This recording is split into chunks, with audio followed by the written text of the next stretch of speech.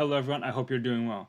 Things are still a bloody mess at home, but things are moving forward nicely with the renovation, so hopefully this will be over sooner than later. Anyway, the year 2022 is slowly coming to an end, which means we're going to be getting lots of great films in cinema, as well as some most anticipated games are coming out at the end of this year. It's always an exciting period of the year, and honestly, it's a much needed contrast to the worries that are plaguing the world at this time. So, without further ado, let's talk about a little film that came out recently that I'm not hearing much talk about actually. See How They Run is a whodunit murder mystery comedy film that wears its inspiration on its sleeves. It's immediately apparent where its inspirations come from, seeing as the whole film revolves around the legendary Agatha Christie play The Mousetrap. Plans were made for a film adaptation of that very same play. But the plan is in jeopardy when the would-be film director, played by Adrian Brody, is murdered on stage. Quite literally. From that point on, you get exactly what you would expect from a whodunit. A wide range of characters, each with their own potential reason for murder, iconic locations to regroup all these suspects, and a detective, or two in this case. The film pokes a lot of fun at the predictability of these common themes in the whodunit genre and makes some genuinely amusing moments out of it. An immediate point of praise for See How They Run is the art direction. Honestly, I absolutely love the look of this film. Just about every set is lovingly crafted, it's vibrant with colors, and is intricately rich with detail. The costumes have received an equal amount of attention and are very much faithful to the period. Truly, this is an exceedingly pleasing film for the eyes. As well, I think the cast is pretty solid, for the most part. Though I must say that some of the performances vary in quality and or length by a substantial margin. The movie is 98 minutes long, yet we have so many characters on screen. Some of them barely get any screen time whatsoever, and their narrative arcs started nowhere and lead nowhere. Obviously, I won't go into specifics to spare you spoilers, especially given that it's a murder mystery. Suffice it to say, there is a noticeable amount of driftwood in the ensemble cast. It's unfortunate. But the stars of the show are of course the investigating duo. So we have Inspector Stoppard, played by Sam Rockwell, and his rookie partner, the police constable Stalker, played by Saoirse Ronan. Without a doubt in my mind, she is the highlight of the film. She's young, eager to learn, and she's cracking great jokes one after the other, and she's just trying to do the best job she can with her limited life experience. She's the beating heart of the film. It was an absolute joy to see on screen. And on a side note, my god, Saoirse has been on a hell of a winning streak with her career. I wouldn't say that this film comes close to being any of her best performances, are actually quite far from it. Nonetheless, I feel like that for years now, she's one of the most sensational acting powers on screen we've seen in a while, and I see no evidence of that slowing down. As for Sam Rockwell, I wish I could give the same praise. And don't get me wrong, Sam Rockwell can be an outstanding actor under the right creative umbrella.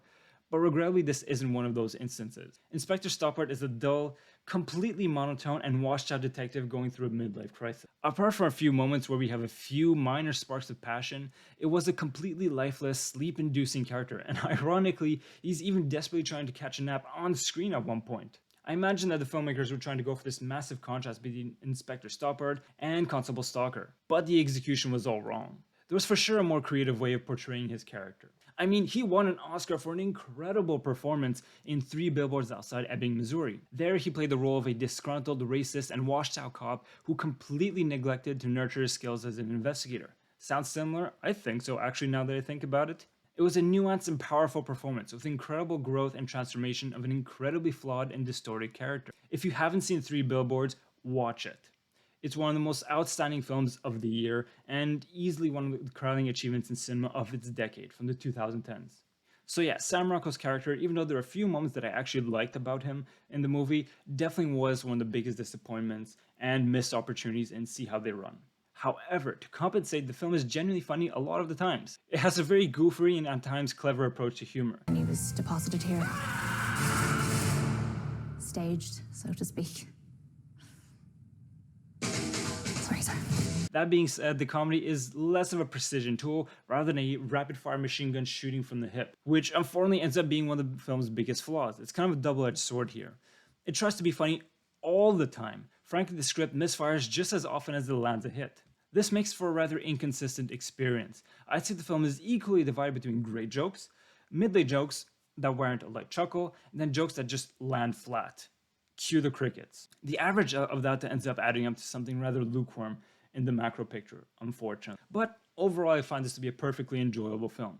If you're thirsting for an amusing and clever whodunit while we wait with bated breath for Knives Out sequel later this year, then this film will adequately suffice that hunger. However, if you're going to dig past the surface to find something deeper within, you'll be sorely disappointed, I think. It's a pretty shallow and straightforward film-going experience. But even so, the film has a couple of very clever tricks up its sleeve, which honestly merit an applause. As well, the inclusion of real-world characters such as Richard Attenborough and his wife Sheila Sim that actually were the original actors of the Mousetrap play. That was honestly a nice touch. Finally, there's also a surprise appearance of a character played by an actress that I only knew of for one role, but has such a recognizable voice. It took me a moment to connect the dots, but it was an incredibly pleasing moment for me in the cinema. I pointed to my buddy like, oh my god, it's her. Obviously, I won't spoil anything for those who are interested in seeing the movie. It is a fair film with some notable performances, a handful of surprises, wonderful art direction, honestly, but with rather paper-thin character arcs, plot lines, and finally a rather scattershot success rate with his jokes. So I believe this is still a solid 6 out of 10. Honestly, I have the cinema feeling entertained even with its shortcomings. So I have no regrets. That is all for today. As always, wishing you lots of love and health in your life. Take care, and until next time.